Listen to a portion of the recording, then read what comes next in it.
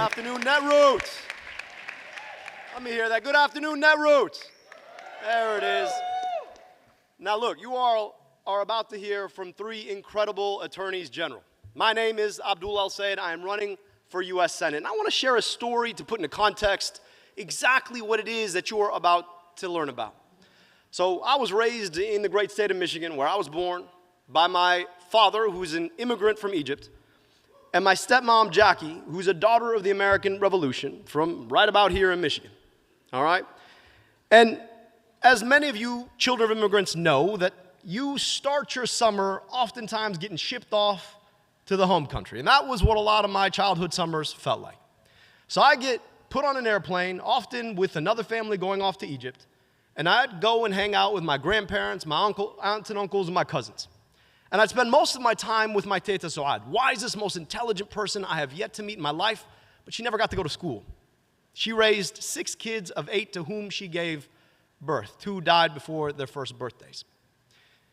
And on those summers, she took the time with me as if I was the most important thing she could take care of.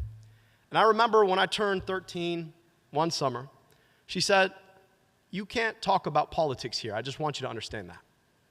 So the next day when we went down to the market, you can imagine I picked the choicest words that my cousins had taught me in Arabic and started to cuss about the then president, Hosni Mubarak, at the top of my lungs. You can imagine my grandmother, she was scared to death. She pulled me aside. She said, "I told you you can't talk about politics here." I said, "I'm fine. I'm good. No problems." Until that night. Plainclothes cops came to the house. My grandfather sold vegetables in a fish market. He was one of the toughest guys I have ever met in my life, and I've never seen him scared until then. He said, "Where's your passport?" So I go and I get my passport, and he holds it up like an amulet. He said, "He's American. He has freedom of speech. You can't do anything to him." And they went away. My American passport in 1998 protected my freedom of speech 3,000 miles away. Now, I ran for governor back in 2018, and I remember telling my father I was thinking about doing this, and his response as a child who grew up in a place where you cannot talk about politics was, "They're going to kill you." I'd be like, "What? I'm sorry, what?" This time around, when I told him I was going to run for Senate, he said, "You know what? You have to."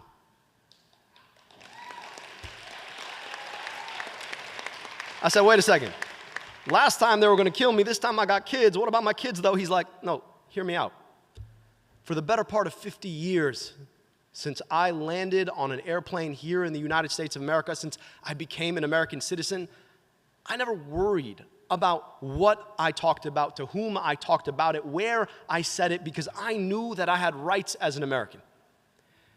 And I worry that your daughters, your brothers' sons, that they're growing up in America where those things are no longer true." We know, everybody here in this room understands the threat that we are facing to our democracy. We understand the impending worries about authoritarianism. And I say this as someone who has seen authoritarianism up close and personal. But I want to say something here today. Because it's not enough to stand up for democracy when too often our democracy itself is not delivering the basic means of a dignified life for too many people.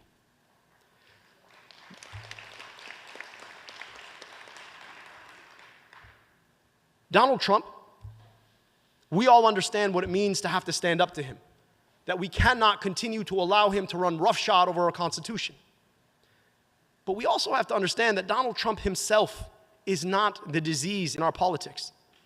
Donald Trump is the worst symptom of the disease. So the question we have to ask is, what is the disease? It's a system that allows corporations, billionaires, would-be oligarchs, to buy and sell politicians in ways that leave them writing the rules so that corporations get bigger, get richer, force us to pay more for the things that we have to buy from them, and suppressing wages and the money we make when we have to go work for them. And if we're serious about saving our democracy, we have to make sure that we take on not just the symptom of the disease, but that we take on the disease itself. And that means that we have to fight the fight around the ways in which our economy, the ways in which our politics have been rigged.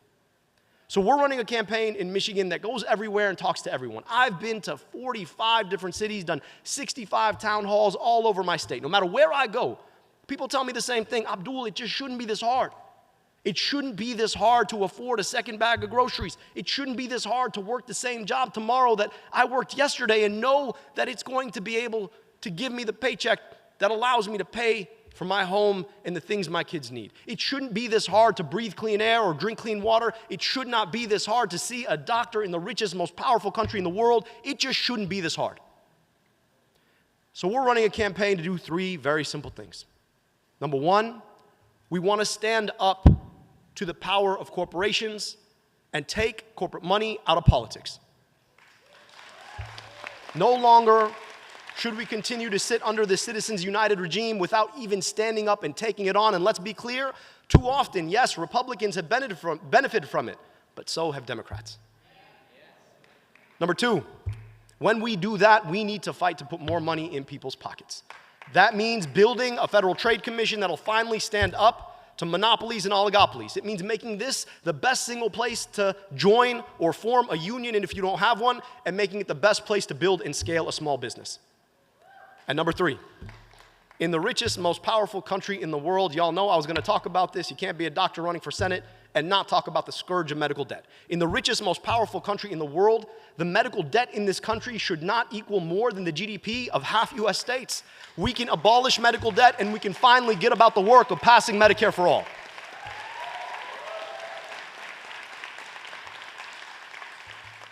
Now look, I'm not supposed to run for office. I knew as much when my name was Abdul. And here's the thing about it, though. Here in these United States of America, we're blessed with the ideal of a government of the people, by the people, and for the people. We don't have that now, but we can yet fight for it. And when they tell me, Abdul, you can't win your name, though, my point is always, this is not about me, it's not about my name. It's not even about one U.S. Senate seat. It's about the ideals of our democracy. Are we willing to step back in to a government of the people, by the people, and for the people? Are we willing to reach out and hold our hands together, not despite our differences, but perhaps because of our differences, to build something that is greater than the sum of its parts? We here at Netroots, this work is about connecting with people and creating the infrastructure that connects them. This work has never been more important than it is today. It is the foundation, the infrastructure, both to make sure that our democracy exists and continues to deliver, but also to take on the fascism that we are seeing coming out of DC, emanating its tentacles into communities all over our states and our country. This work could not be more hallowed, could not be more holy than it is today, and this is the work we're here today to do together. So I'm so grateful that you all showed up, that you all showed out, that you all are doing the work of democracy, and I look forward to walking that path alongside you. Thank you all so much.